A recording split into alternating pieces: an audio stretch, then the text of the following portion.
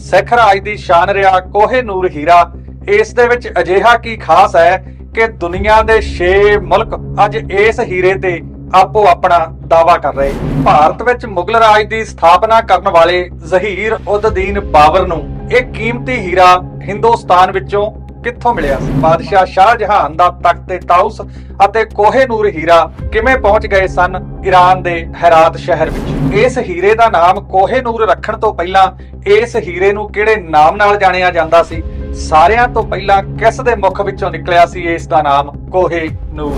सिर्फ 57 दिनां विच किहड़े बादशाह ने दिल्ली विचों सोना चांदी हीरे मोती इन्नी वड्डी मात्रा विच लुटे कि इन्हां सारियां दी कीमत 1 अरब रुपये तो उपर बनदी सी। हिंदुस्तान दे बादशाह बहादुर शाह रंगीले दी पग दे लड़ विचों कोहे-नूर हीरा नादिर शाह दे सिर ते किवें जा टिकिया? 8 पीढ़ियां मुगल राज दा शिंगार रहा कोहे-नूर शेरे पंजाब महाराजा रणजीत सिंह दे कोले किवें पहुंचिया? कोहे-नूर हीरे दी इस सदियां दी लंबी कहानी दे बहुत सारे सवालों के जवाब इस वीडियो दे विचों मिलणगे। वीडियो अखीर तक जरूर देखियो, लाइक कमेंट अते शेयर भी करियो अते अपना YouTube चैनल मुल्क पंजाब सबसक्राइब जरूर करियो।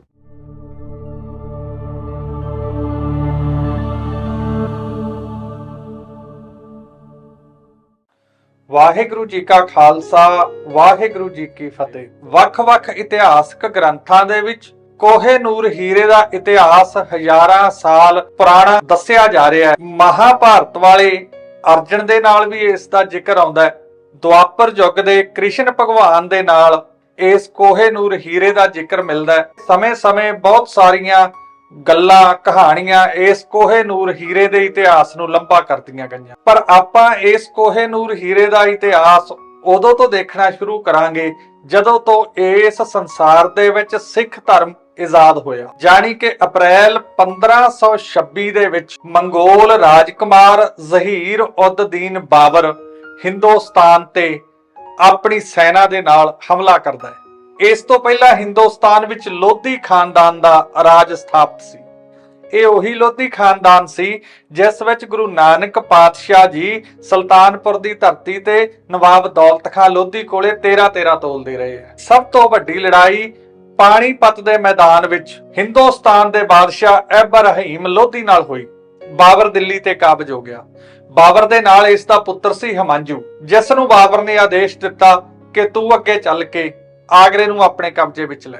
ਜਦੋਂ ਹਮਾਂਜੂ ਨੇ ਹਮਲਾ ਕਰਕੇ ਆਗਰੇ ਨੂੰ ਆਪਣੇ ਕਬਜ਼ੇ ਵਿੱਚ ਲਿਆ ਤਾਂ ਗਵਾਲੀਅਰ ਦੇ ਰਾਜੇ ਬਿਕਰਮਾਜੀਤ ਦਾ ਪਰਿਵਾਰ ਉਸ ਵੇਲੇ ਆਗਰੇ ਵਿੱਚ ਠਹਿਰਿਆ ਹੋਇਆ ਸੀ, ਜਿਨ੍ਹਾਂ ਨੇ ਡਰਦੇ ਮਾਰਿਆਂ ਆਪਣੀ ਜਾਨ ਬਚਾਉਣ ਦੇ ਲਈ ਬਹੁਤ ਸਾਰਾ ਸੋਨਾ, ਕੀਮਤੀ ਪੱਥਰ ਅਤੇ ਇਹ ਹੀਰਾ ਹਮਾਂਜੂ ਦੇ ਹਵਾਲੇ ਕੀਤਾ। ਇਤਿਹਾਸ ਦਾ ਦੂਸਰਾ ਅਧਿਆਇ ਇਹ ਹੈ ਕਿ ਜਦੋਂ ਹਮਾਂਜੂ ਆਗਰੇ ਨੂੰ ਆਪਣੇ ਕਬਜ਼ੇ 'ਚ ਕਰ ਰਿਹਾ ਸੀ, ਇੱਕ ਬੁੱਢੀ ਮਾਈ ਨੇ ਇੱਕ ਡੱਬੀ ਦਿੱਤੀ ਜਿਹਦੇ ਵਿੱਚ ਇਹ ਹੀਰਾ ਸੀ। ਉਸ ਮਾਈ ਨੇ ਆਖਿਆ ਸੀ, ਮੇਰੀ ਜਾਨ ਬਖਸ਼ ਦਿਓ, ਮੇਰੇ ਤੋਂ ਆ ਪੱਥਰ ਲੈ ਲਓ। ਵੱਖਰੋ ਵੱਖਰੀਆਂ ਇਤਿਹਾਸ ਦੀਆਂ ਰਾਇਆਂ, ਪਰ ਇਹ ਹੀਰਾ ਹਮਾਂਜੂ ਦੇ ਕੋਲ ਪਹੁੰਚ ਗਿਆ। ਜਦੋਂ ਬਾਬਰ ਆਪਣੇ ਪੁੱਤਰ ਕੋਲ ਆਗਰੇ ਆਇਆ, ਹਮਾਂਜੂ ਨੇ ਆਪਣੇ ਪਿਤਾ ਨੂੰ ਉਹ ਹੀਰਾ ਭੇਟ ਕੀਤਾ। ਬਾਬਰ ਇੰਨਾ ਖੁਸ਼ ਹੋਇਆ ਆਪਣੇ ਪੁੱਤਰ ਦੀ ਇਮਾਨਦਾਰੀ ਦੇਖ ਕੇ। ਬਾਬਰ ਨੇ ਉਸ ਹੀਰੇ ਨੂੰ ਹੱਥ ਵਿੱਚ ਫੜ ਕੇ ਦੇਖਿਆ ਅਤੇ ਵਾਪਸ ਆਪਣੇ ਪੁੱਤਰ ਨੂੰ ਹੀ ਦੇ ਦਿੱਤਾ ਕਿ ਅੱਜ ਤੋਂ ਇਹ ਤੇਰੀ ਇਮਾਨਤ ਹੈ। ਇਤਿਹਾਸਕਾਰ ਦੱਸਦੇ ਹਨ ਇਹ ਹੀਰਾ ਮੁਰਗੀ ਦੇ ਆਂਡੇ ਦੇ ਆਕਾਰ ਦਾ ਸੀ ਅਤੇ ਇਸ ਦੀ ਚਮਕ ਵੀ ਬਹੁਤ ਜ਼ਿਆਦਾ ਸੀ। ਪਰ ਹਿੰਦੁਸਤਾਨ ਵਿੱਚ ਆਪਣਾ ਰਾਜ ਸਥਾਪਿਤ ਕਰਦਾ ਕਰਦਾ ਬਾਬਰ ਮਰ ਗਿਆ। ਇਸ ਤੋਂ ਬਾਅਦ ਇਹਦਾ ਪੁੱਤਰ ਹਮਾਂਜੂ ਉਸੇ ਤਖਤ ਤੇ ਬੈਠਾ, ਪਰ ਤਖਤ ਤੇ ਜ਼ਿਆਦਾ ਲੰਬਾ ਸਮਾਂ ਨਹੀਂ ਬੈਠ ਸਕਿਆ। ਇਸ ਨੂੰ ਸ਼ੇਰ ਸ਼ਾਹ ਸੂਰੀ ਨੇ ਹਿੰਦੁਸਤਾਨ ਦੇ ਵਿੱਚੋਂ ਭੱਜਣ ਲਈ ਮਜਬੂਰ ਕਰ ਦਿੱਤਾ। ਜਦੋਂ ਹਮਾਂਜੂ ਹਿੰਦੁਸਤਾਨ ਛੱਡ ਕੇ ਭੱਜਿਆ, ਇਸ ਨੇ ਆਪਣੇ ਨਾਲ ਕੁਝ ਵੀ ਨਹੀਂ ਚੱਕਿਆ, ਕੇਵਲ ਕੋਹੇ-ਨੂਰ ਹੀਰਾ ਇਸ ਦੇ ਕੋਲ ਸੀ, ਜਿਸ ਨੂੰ ਲੈ ਕੇ ਇਹ ਹਿੰਦੁਸਤਾਨ ਤੋਂ ਬਾਹਰ ਨਿਕਲ ਗਿਆ। ਜਾਣੀ ਪਹਿਲੀ ਵਾਰ ਕੋਹੇ-ਨੂਰ ਹੀਰਾ ਹਿੰਦੁਸਤਾਨ ਤੋਂ ਬਾਹਰ ਜਾ ਚੁੱਕਿਆ ਸੀ। ਹਮਾਂਜੂ ਦੇ ਅਧਿਆਏ ਵਿੱਚੋਂ ਮਿਲਦਾ ਹੈ ਇਸ ਦਾ ਚਮੜੇ ਦਾ ਬਟੂਆ ਸੀ। ਹਰੇ ਰੰਗ ਦੀਆਂ ਬੇਲ ਬੂਟੀਆਂ ਨਾਲ ਉਸ ਤੇ ਕਢਾਈ ਕੀਤੀ ਹੁੰਦੀ ਸੀ, ਜਿਸ ਦੇ ਵਿੱਚ ਇਸ ਹੀਰੇ ਨੂੰ ਪਾ ਕੇ ਹਮਾਂਜੂ ਇਸ ਬਟੂਏ ਨੂੰ ਹਮੇਸ਼ਾ ਆਪਣੇ ਕੋਲ ਰੱਖਿਆ ਕਰਦਾ। ਹਮਾਂਜੂ ਕਾਫੀ ਸਮਾਂ ਬਾਹਰਲੀਆਂ ਤਾਕਤਾਂ ਤੋਂ ਸਹਾਇਤਾ ਲੈ ਕੇ ਫੌਜ ਇਕੱਠੀ ਕਰਦਾ ਰਿਹਾ। ਅੰਤ ਨੂੰ ਇਸ ਨੇ ਹਮਲਾ ਕਰਕੇ ਸ਼ੇਰ ਸ਼ਾਹ ਸੂਰੀ ਨੂੰ ਹਰਾ ਕੇ ਦੁਬਾਰਾ ਹਿੰਦੁਸਤਾਨ ਜਦੋਂ ਆਪਣੇ ਕਬਜ਼ੇ ਵਿੱਚ ਲਿਆ, ਕੋਹੇ-ਨੂਰ ਹੀਰਾ ਮੁੜ ਕੇ ਫੇਰ ਹਿੰਦੁਸਤਾਨ ਦੇ ਵਿੱਚ ਆ ਗਿਆ। ਇਸ ਤੋਂ ਬਾਅਦ ਸ਼ੁਰੂ ਹੋ ਜਾਂਦਾ ਹੈ ਇਹਨਾਂ ਦਾ ਰਾਜ ਘਰਾਣਾ, ਜਿਹੜਾ ਅੱਗੇ ਕਈ ਪੀੜ੍ਹੀਆਂ ਤੱਕ ਚੱਲਦਾ ਹੈ ਅਤੇ ਇਹ ਕੋਹੇ-ਨੂਰ ਹੀਰਾ ਵਿਰਾਸਤ ਦੇ ਵਿੱਚ ਇੱਕ ਤੋਂ ਦੂਸਰੇ, ਤੀਸਰੇ, ਚੌਥੇ ਬਾਦਸ਼ਾਹ ਦੇ ਕੋਲ ਜਾਂਦਾ ਰਹਿੰਦਾ ਹੈ। ਵੀਡੀਓ ਲੰਬੀ ਹੋਣ ਦੇ ਕਾਰਨ ਅਸੀਂ ਇਹਨਾਂ ਬਾਦਸ਼ਾਹਾਂ ਦਾ ਸਮਾਂ ਜਿਹੜਾ ਉਹ ਟੂਕ ਮਾਤਰ ਦੇ ਕੇ ਲੰਘਾ ਰਹੇ ਹਾਂ। ਬਾਦਸ਼ਾਹ ਅਕਬਰ ਦਾ ਪੁੱਤਰ ਅੱਗੇ ਹੋਇਆ ਜਹਾਂਗੀਰ, ਜਿਹੜਾ ਇਹਨਾਂ ਹੀਰਿਆਂ ਦਾ ਸਭ ਤੋਂ ਵੱਡਾ ਦੀਵਾਨਾ ਸੀ। ਇਤਿਹਾਸ ਦੇ ਸਰੋਤਾਂ ਵਿੱਚ ਮਿਲਦਾ ਹੈ ਕਿ ਹੀਰੇ ਮੋਤੀਆਂ ਦੀ ਮਾਲਾ ਜਹਾਂਗੀਰ ਆਪਣੇ ਗਲ ਵਿੱਚ ਪਹਿਨਿਆ ਕਰਦਾ ਸੀ। ਬਹੁਤ ਸਾਰੇ ਕੀਮਤੀ ਹੀਰੇ ਆਪਣੀ ਪੱਗ ਦੇ ਵਿੱਚੋਂ ਬਾਹਰ ਨੂੰ ਲਟਕਾ ਕੇ ਰੱਖਿਆ ਕਰਦਾ ਸੀ ਰੇਸ਼ਮ ਦੀਆਂ ਡੋਰੀਆਂ ਨਾਲ, ਅਤੇ ਕਈ ਤਰ੍ਹਾਂ ਦੇ ਕੀਮਤੀ ਪੱਥਰ ਆਪਣੀਆਂ ਕਲਾਈਆਂ ਦੇ ਨਾਲ ਬੰਨ੍ਹ ਕੇ ਰੱਖਦਾ। ਜਹਾਂਗੀਰ ਤੋਂ ਬਾਅਦ ਜ਼ਿਕਰ ਆਉਂਦਾ ਹੈ ਬਾਦਸ਼ਾਹ ਸ਼ਾਹਜਹਾਨ ਦਾ, ਜਿਸ ਨੇ ਹਿੰਦੁਸਤਾਨ ਦੇ ਵਿੱਚ ਦੋ ਚੀਜ਼ਾਂ ਨਾਜਾਬ ਬਣਵਾਈਆਂ ਸਨ, ਇੱਕ ਤੇ ਤਾਜ ਮਹੱਲ ਅਤੇ ਦੂਸਰਾ ਤਖਤ ਤਾਊਸ। ਤਾਜ ਮਹੱਲ 2.5 ਦਹਾਕਿਆਂ ਵਿੱਚ ਪੂਰਾ ਹੋਇਆ।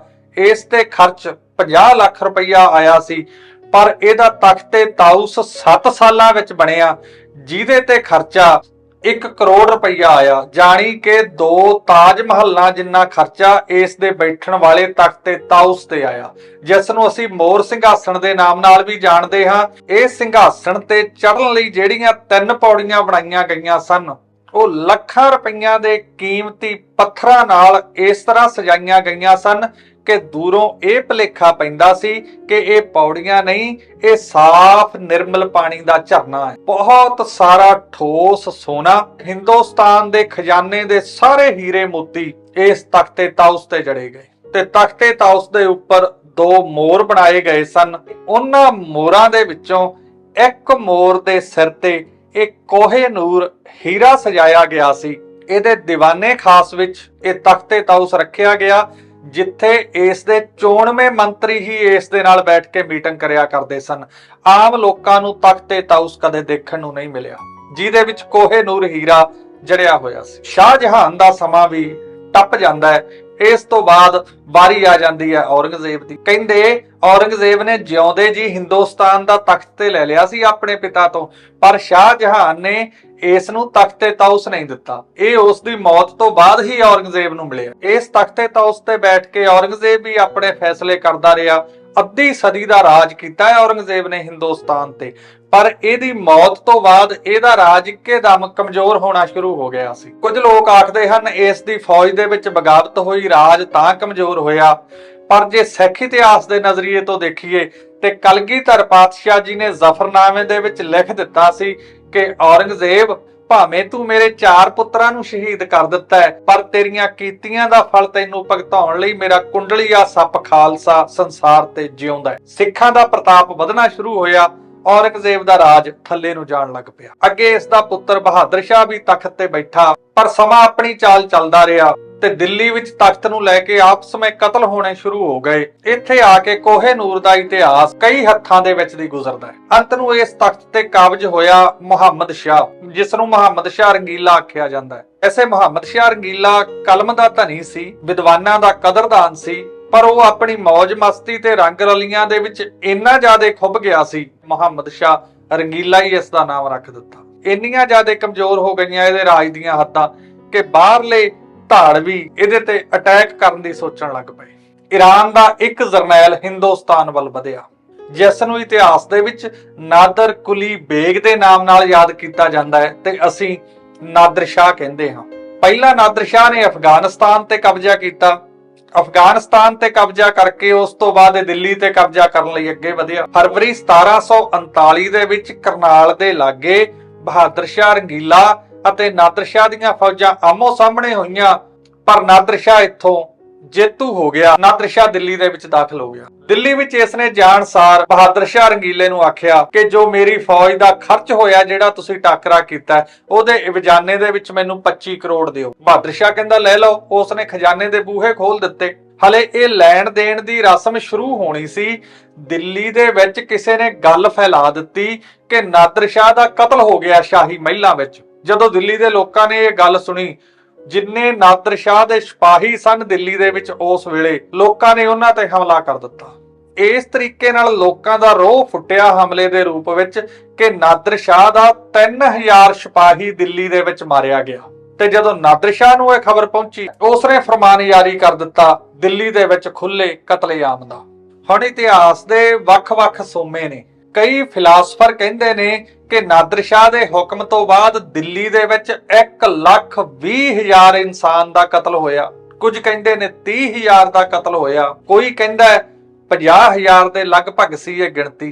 ਪਰ ਜੋ ਵੀ ਹੋਇਆ, ਕਤਲੋ ਗਾਰਦ ਇੰਨੀ ਭਿਆਨਕ ਸੀ ਕਿ ਦਿੱਲੀ ਦੀਆਂ ਗਲੀਆਂ ਲੋਥਾਂ ਨਾਲ ਭਰ ਗਈਆਂ ਅਤੇ ਨਾਲੀਆਂ ਇਨਸਾਨਾਂ ਦੇ ਖੂਨ ਨਾਲ, ਅਤੇ ਦਿੱਲੀ ਸ਼ਹਿਰ ਦੀ ਆਬੋ ਹਵਾ ਦੇ ਵਿੱਚ ਮਰੇ ਹੋਏ ਇਨਸਾਨਾਂ ਦੀ ਗੰਧ ਫੈਲ ਗਈ। ਨਾਦਰ ਸ਼ਾਹ ਦੀਆਂ ਫੌਜਾਂ ਨੇ ਸ਼ਰੇਆਮ ਹਿੰਦੁਸਤਾਨ ਦੀ ਜਨਤਾ ਨੂੰ ਮਾਰਿਆ, ਉਹਨਾਂ ਦੇ ਘਰਾਂ ਨੂੰ ਲੁੱਟਿਆ। ਪਤਾ ਨਹੀਂ ਕਿੰਨੇ ਹਜ਼ਾਰ ਇਸਤਰੀਆਂ ਤੇ ਬੱਚੀਆਂ ਨਾਲ ਉੱਥੇ ਇਹਨਾਂ ਦਿਨਾਂ ਦੇ ਵਿੱਚ ਬਲਾਤਕਾਰ ਵੀ ਹੋਇਆ ਹੋਵੇਗਾ। ਅਖੀਰ ਬਹਾਦਰ ਸ਼ਾਹ ਰੰਗੀਲੇ ਦੀ ਸਾਰੀ ਵਜ਼ਾਰਤ ਜਾ ਕੇ ਨਾਦਰ ਸ਼ਾਹ ਦੇ ਪੈਰਾਂ ਤੇ ਡਿੱਗ ਪਈ ਕਿ ਲੋਕਾਂ ਦਾ ਕਤਲੇਆਮ ਰੋਕ ਦਿਓ। ਨਾਦਰ ਸ਼ਾਹ ਨੇ ਫਰਮਾਨ ਜਾਰੀ ਕੀਤਾ ਤੇ ਕਤਲੇਆਮ ਪਲਾਂ ਵਿੱਚ ਬੰਦ ਹੋ ਗਿਆ। ਪਰ ਦਿੱਲੀ ਦੀ ਲੁੱਟ ਬੰਦ ਨਹੀਂ ਹੋਈ। ਬਹਾਦਰ ਸ਼ਾਹ ਰੰਗੀਲੇ ਨੂੰ ਆਪਣੇ ਅਧੀਨ ਕਰਕੇ ਨਾਦਰ ਸ਼ਾਹ ਨੇ ਦੁਬਾਰਾ ਫੇਰ ਤਖਤ ਤੇ ਬਿਠਾ ਦਿੱਤਾ। ਦਿੱਲੀ ਦੇ ਜੇਤੂ ਨਾਦਰ ਸ਼ਾਹ ਨੇ ਆਪਣੇ ਪੁੱਤਰ ਨਸਰੁੱਲਾ ਦਾ ਵਿਆਹ ਬਾਦਸ਼ਾਹ ਸ਼ਾਹ ਜਹਾਨ ਦੀ ਪੜਪੋਤੀ ਦੇ ਨਾਲ ਦਿੱਲੀ ਦੇ ਵਿੱਚ ਕੀਤਾ। ਹੁਣ ਸਾਰਾ ਕੁਝ ਤੇ ਨਾਦਰ ਸ਼ਾਹ ਦਾ ਹੋ ਹੀ ਚੁੱਕਿਆ ਸੀ, ਪਰ ਕੀਮਤੀ ਹੀਰਾ ਕੋਹੇ ਨੂਰ ਮੁਹੰਮਦ ਸ਼ਾਹ ਰੰਗੀਲੇ ਨੇ ਆਪਣੀ ਪੱਗ ਵਿੱਚ ਲੁਕੋ ਕੇ ਰੱਖਿਆ ਹੋਇਆ ਸੀ, ਜਿਹੜਾ ਅਜੇ ਤੱਕ ਨਾਦਰ ਸ਼ਾਹ ਨੂੰ ਨਹੀਂ ਪਤਾ ਸੀ। ਪਰ ਦਿੱਲੀ ਦਰਬਾਰ ਦੀ ਨਿਰਤਕੀ ਨੂਰਬਾਈ, ਜਿਹੜੀ ਬਹਾਦਰ ਸ਼ਾਹ ਰੰਗੀਲੇ ਤੋਂ ਦੁਖੀ ਸੀ, ਉਸਨੇ ਨਾਦਰ ਸ਼ਾਹ ਨੂੰ ਆਖਿਆ ਕਿ ਬੇਸ਼ੱਕ ਤੂੰ ਇਸ ਪਰਿਵਾਰ ਦਾ ਖੂਨ ਵਿਆਹ ਕੇ ਲੈ ਚੱਲਿਆ, ਬੇਸ਼ੱਕ ਤੂੰ ਸਾਰਾ ਹਿੰਦੁਸਤਾਨ ਲੁੱਟ ਕੇ ਲੈ ਚੱਲਿਆ, ਪਰ ਸਭ ਤੋਂ ਕੀਮਤੀ ਚੀਜ਼ ਹਲੇ ਤੈਨੂੰ ਇਸ ਪਰਿਵਾਰ ਨੇ ਦਿੱਤੀ ਨਹੀਂ। ਇੱਕ ਬਹੁਤ ਵੱਡਾ ਕੀਮਤੀ ਹੀਰਾ ਇਸ ਬਾਦਸ਼ਾਹ ਮੁਹੰਮਦ ਸ਼ਾਹ ਨੇ ਆਪਣੀ ਪੱਗ ਵਿੱਚ ਲੁਕੋ ਕੇ ਰੱਖਿਆ ਹੋਇਆ। ਨਾਦਰ ਸ਼ਾਹ ਨੇ ਇੱਥੇ ਵੀ ਪਾਲਿਸੀ ਤੋਂ ਕੰਮ ਲਿਆ। ਉਸਨੇ ਦਰਬਾਰ ਬੁਲਾਇਆ, ਬਹਾਦਰ ਸ਼ਾਹ ਦੇ ਨਾਲ ਗੱਲਬਾਤ ਕੀਤੀ ਅਤੇ ਭਰੇ ਦਰਬਾਰ ਵਿੱਚ ਆਖਿਆ ਕਿ ਮੈਂ ਮਿੱਤਰਤਾ ਦੀ ਰਸਮ ਤੇਰੇ ਨਾਲ ਗੂੜੀ ਕਰਨੀ ਚਾਹੁੰਦਾ ਹਾਂ। ਅੱਜ ਤੋਂ ਆਪਾਂ ਪੱਗ ਵੱਟ ਭਰਾ ਹਾਂ।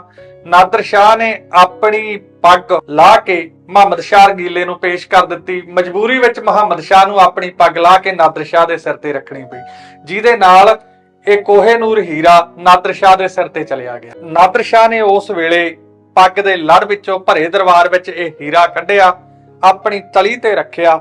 ਇਸ ਦੀ ਚਮਕ, ਇਸ ਦਾ ਆਕਾਰ ਦੇਖ ਕੇ ਨਾਦਰ ਸ਼ਾਹ ਦੇ ਮੁਖ ਵਿੱਚੋਂ ਨਿਕਲਿਆ ਸੀ ਕੋਹੇ ਨੂਰ, ਜਿਹੜਾ ਇਹਦਾ ਨਾਮ ਦੁਨੀਆ ਤੇ ਪ੍ਰਸਿੱਧ ਹੋਇਆ। ਕੋਹੇ ਨੂਰ ਦੇ ਅਰਥ ਹੁੰਦੇ ਹਨ, ਕੋਹ ਦਾ ਮਤਲਬ ਪਹਾੜ ਤੇ ਨੂਰ ਦਾ ਮਤਲਬ ਰੌਸ਼ਨੀ, ਜਾਨੀ ਰੌਸ਼ਨੀ ਦਾ ਪਹਾੜ। ਇਸ ਦਾ ਨਾਮ ਨਾਦਰ ਸ਼ਾਹ ਨੇ ਰੱਖਿਆ। ਇਹ ਹੀਰਾ ਨਾਦਰ ਸ਼ਾਹ ਨੇ ਆਪਣੇ ਨਾਲ ਲੈ ਲਿਆ। ਸਿਰਫ 57 ਦਿਨ ਰਿਹਾ ਸੀ ਨਾਦਰ ਸ਼ਾਹ ਦਿੱਲੀ ਦੇ ਵਿੱਚ। ਉਸਨੇ ਮੁਗਲਾਂ ਦੀ 8 ਪੀੜ੍ਹੀਆਂ ਦੀ ਕਮਾਈ ਤੇ ਦਿੱਲੀ ਦੇ ਵਿੱਚੋਂ ਲੁੱਟ ਦਾ ਮਾਲ ਨਾਦਰ ਸ਼ਾਹ ਨੇ 700 ਹਾਥੀਆਂ ਉੱਪਰ, 4000 ਊਠਾਂ ਉੱਪਰ ਅਤੇ 12000 ਘੋੜਿਆਂ ਉੱਪਰ ਇਹ ਸਮਾਨ ਲੱਦਿਆ। ਬੌਲਦਾਂ ਤੇ ਗੱਡਿਆਂ ਦੀ ਤਾਂ ਕੋਈ ਗਿਣਤੀ ਨਹੀਂ ਸੀ, ਲੁੱਟ ਦਾ ਮਾਲ ਹੀ ਇੰਨਾ ਜ਼ਿਆਦਾ ਸੀ। ਹਿੰਦੁਸਤਾਨ ਦੀਆਂ ਹਜ਼ਾਰਾਂ ਕੁਆਰੀਆਂ ਕੰਨਿਆਂ ਨਾਦਰ ਸ਼ਾਹ ਨੇ ਆਪਣੇ ਨਾਲ ਬੰਨ ਲਈਆਂ। ਕਈ ਸੈਂਕੜੇ ਹਿੰਦੁਸਤਾਨ ਦੇ ਹਿਜੜੇ ਜਾਨੀ ਖੁਸਰੇ ਆਪਣੇ ਨਾਲ ਲੈ ਤੁਰਿਆ ਨਾਦਰ ਸ਼ਾਹ। ਤੇ ਜਦੋਂ ਇਹ ਲੰਬਾ ਲਾਰਾ ਚਨਾਬ ਦਰਿਆ ਪਾਰ ਕਰ ਰਿਹਾ ਸੀ, ਖਾਲਸੇ ਪੰਥ ਨੇ ਇਸ ਦਾ ਰਾਹ ਰੋਕਿਆ। ਦਿੱਲੀ ਲੁੱਟਣ ਵਾਲੇ ਨਾਦਰ ਸ਼ਾਹ ਨੂੰ ਸਿੰਘਾਂ ਨੇ ਲੁੱਟਿਆ ਚਨਾਬ ਦਰਿਆ ਤੇ। ਇਹਦੇ ਕੋਲੋਂ ਹਜ਼ਾਰਾਂ ਕੰਨਿਆਂ ਛਡਵਾਈਆਂ ਗਈਆਂ, ਪਰ ਨਾਦਰ ਸ਼ਾਹ ਦਾ ਇਹ ਲੰਬਾ ਲਾਰਾ ਚਨਾਬ ਦਰਿਆ ਪਾਰ ਕਰ ਰਿਹਾ ਸੀ। ਇੰਨਾ ਸਨਕੀ ਸੀ ਨਾਦਰ ਸ਼ਾਹ, ਇੰਨਾ ਸ਼ੱਕੀ ਸੀ, ਜਦੋਂ ਇਹਦੀ ਫੌਜ ਦਰਿਆ ਪਾਰ ਕਰ ਰਹੀ ਸੀ, ਇਹਨੇ ਆਪਣੇ ਭਰੋਸੇਮੰਦ ਫੌਜ ਦੀ ਇੱਕ ਟੁਕੜੀ ਦਰਿਆ ਦੇ ਪਰਲੇ ਕਿਨਾਰੇ ਤੇ ਖੜਾ ਦਿੱਤੀ,